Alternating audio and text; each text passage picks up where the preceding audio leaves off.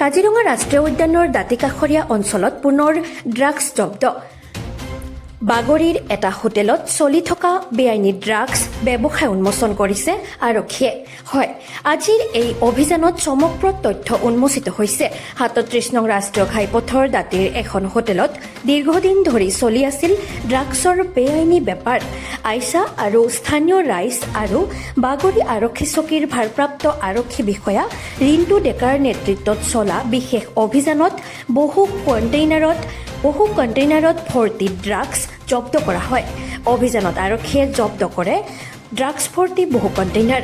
ঘটনাস্থলীৰ পৰা আটক কৰা হৈছে আইচা বেগম নামৰ এগৰাকী মহিলাক। এই অভিযানৰ ফলত স্থানীয় ৰাইজে স্বস্তি পৰিছে। ইয়াৰ সৈতে লগতে আৰক্ষীয়ে উল্লেখ কৰিছে যে কাজিৰঙা অঞ্চলৰ দাঁতিকাষৰীয়া এলেকাত ড্ৰাগছৰ নেটৱৰ্ক সম্পূৰ্ণভাৱে আঁতৰাবলৈ অভিযান আগবাঢ়ি থাকিব। কলিয়াবৰ কোঠাৰীৰ পৰা দিলীপ খাটৱালৰ ৰিপৰ্ট, TGL আৱাজ।